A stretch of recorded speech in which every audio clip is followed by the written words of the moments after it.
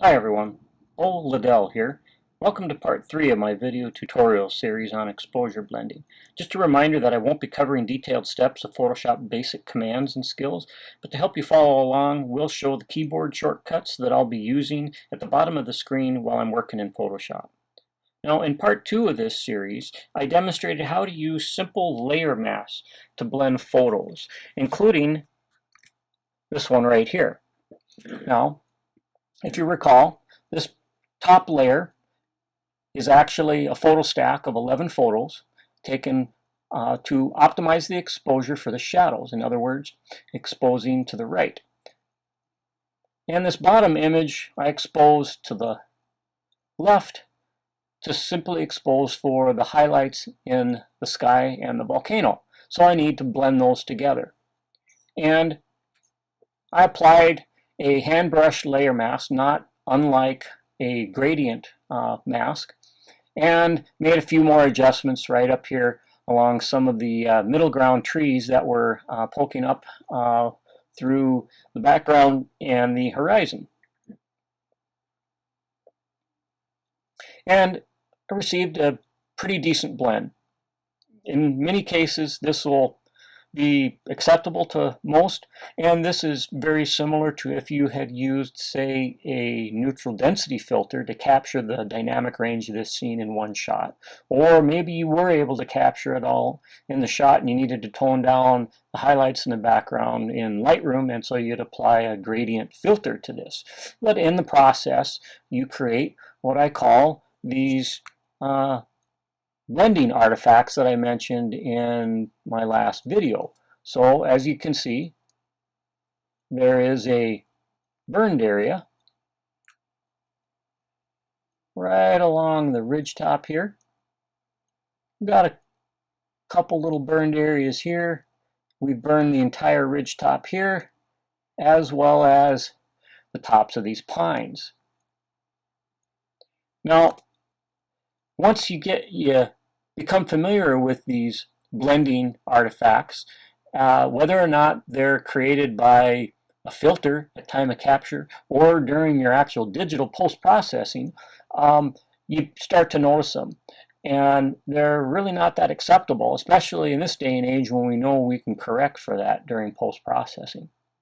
And so these blending artifacts are a really common part of doing simple layer masking. Now I can select this layer and the mask, and using a brush of appropriate size, I can go in and try and recover some of that information by adjusting the layer mask. And so I'm painting with white here.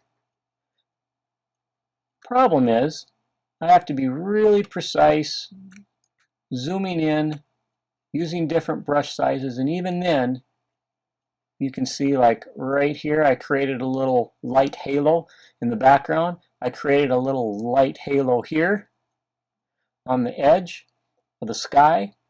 So it's really hard to be precise. I can certainly recover those shadows, but in the process, it's really super easy without spending a ton of time to go overboard. And in this case, I might lighten either the shadows or the highlights, such as right there and right here, more than I want. In other words, I'm going to be affecting pixels that I don't want to affect. Here's how that might look where I've altered the layer mask to correct for those artifacts. But there's a better way that we can do this. So if I delete this layer mask, reapply it, now I get my burned edges back.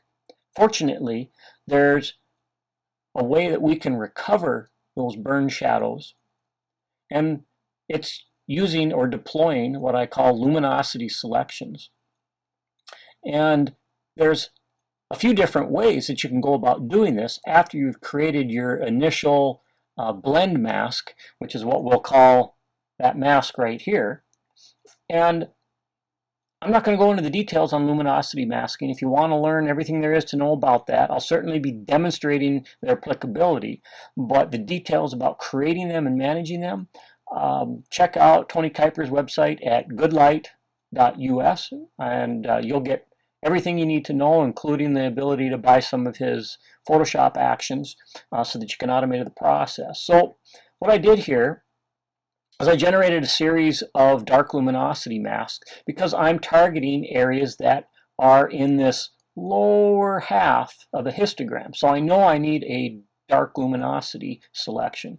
And in generating those masks, I determined that the shadow darks were what I needed to use. That they appropriately targeted the areas I wanted to select. Now for this particular image, there's no way I can completely select those areas and deselect other portions of the darks that I don't want to select. So I'm still going to have to use some good brushing technique, but at least by using a luminosity selection, I have much more latitude for slop over because the paint is only going to go through onto the mask based upon exactly where that selection is. Okay, so what I want to do is create an adjustment layer. In this case, I'm going to use curves. You could use levels if that's what you want to use.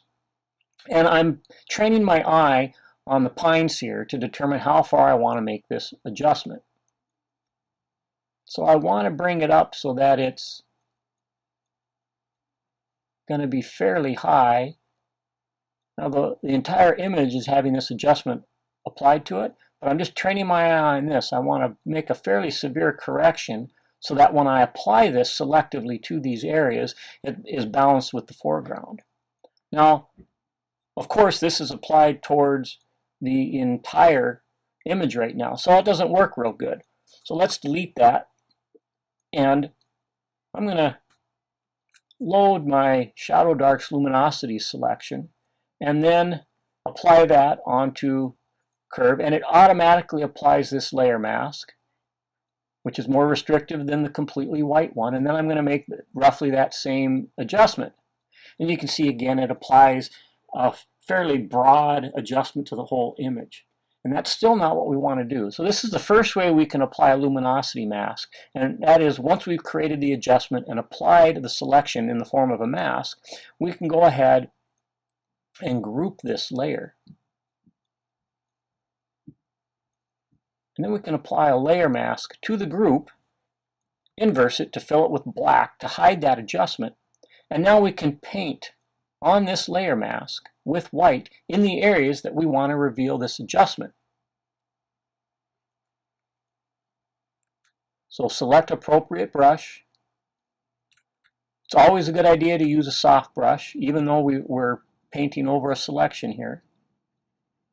So as I apply this adjustment, let me zoom in by another factor here so that you can see the effect as I'm applying it. I'm simply going to brush over this area, and you can see I'm not being terribly precise. I'm using a fairly soft brush, controlling for flow with the pen pressure on my Wacom tablet and pen. I'm going to adjust my brush size as I need to because I want to try and restrict this below the shadow line on the ridge top. I want to restrict it to just those portions of the pines in this case to lighten those up appropriately, but without affecting the backdrop on the ridge top, because that would create some artificial looking light halos as I demonstrated earlier, and it wouldn't look natural. And we want to recreate this scene, and we want to make it natural looking. Now I get above this shadow line and I don't have to worry about that so much. One thing you have to worry about when using a pen is it's really easy to do things like that. Okay, so I'm lightening this burned ridge. What happened there is I pulled up my pen without knowing it, and that scrolled or panned the image. Okay, so I'm continuing to work here with my brush tool and target those areas that I know I burned a little bit too aggressively as a result of the initial blend. So I'm just going to target these areas again.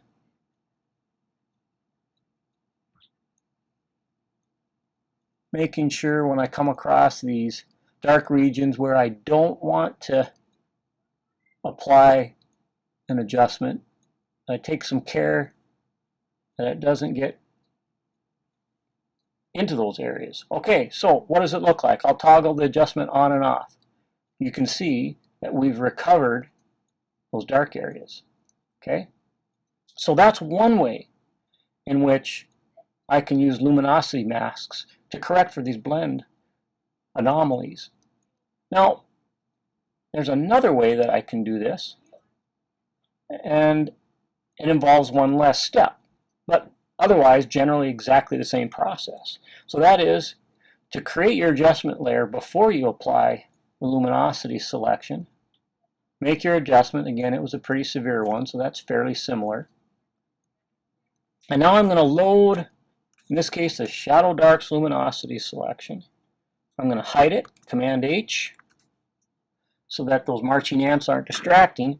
And now I have an active selection that hasn't been applied. I'm going to apply it by painting through that selection with my brush tool onto this adjustment layer mask. So I'm going to use the same process. The nice thing about luminosity selections, especially when I'm dealing with a dark selection against a really bright area like this, is I don't have to be terribly precise.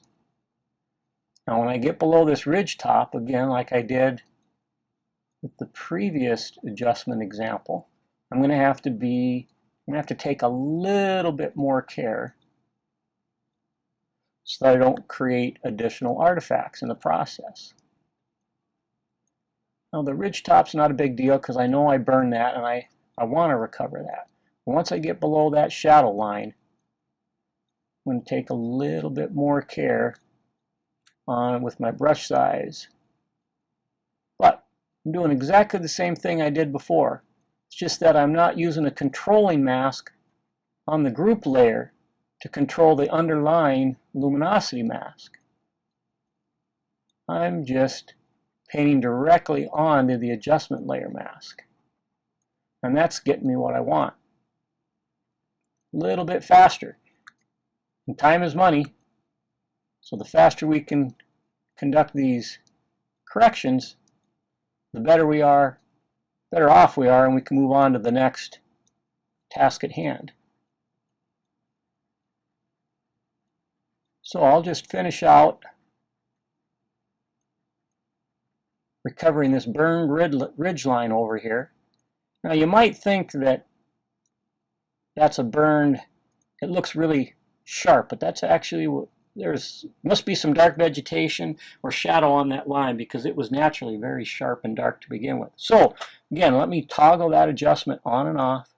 You can see that we've been able to recover those blending artifacts that were created. Now there's one final way that we can make this adjustment. You can see my selection is still active. So I've created a dodging layer here. That's a layer where we can selectively lighten portions of the image that we want to. And it's set to the overlay blend mode.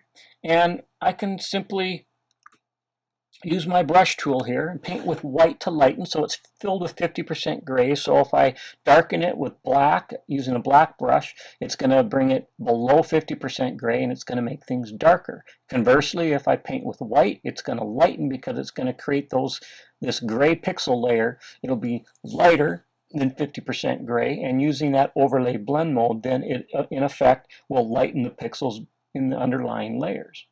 So I've got that same luminosity selections selected, and I'm going to bring my opacity down just a little bit because the difference between a dodge layer and our adjustment layers is that I can continue to build up the effect on a dodge layer every time I pass over the area with my brush. But it does give me a little bit more control. And it also means that if I wanted to, I could use a slightly more restrictive luminosity selection And depending on the circumstances and the image, I could very likely, as a result, get a much better restriction or selectivity in my adjustment. But as you can see, just as we did with the adjustment layers, I'm painting into the regions through this luminosity mask to lighten the portions that I want to lighten, thereby recovering those burned areas.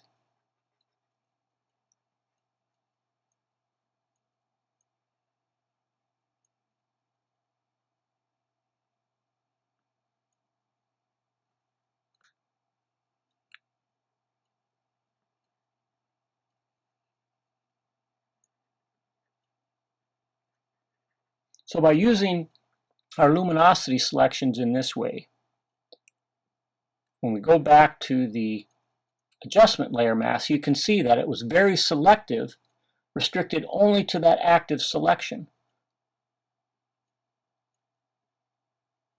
And here's what it looks like on the dodge layer.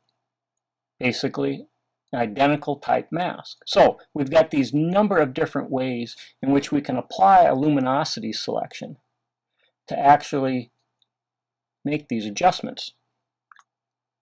So I hope you've learned something today and you'll be able to apply this in your own digital blending.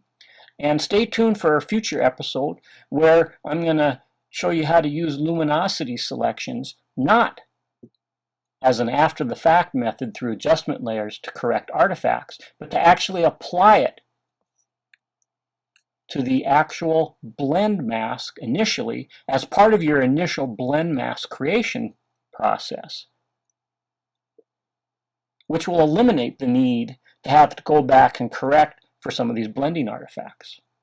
And I'll also be showing some other selection techniques that can be used to blend your images that might work as well or almost as well as using luminosity mask and simple layer mask. So I hope you've learned something. If you've got any follow-up questions, please contact me via the contact link on my website at imagesbybeaulin.com. All right, happy shooting, everyone.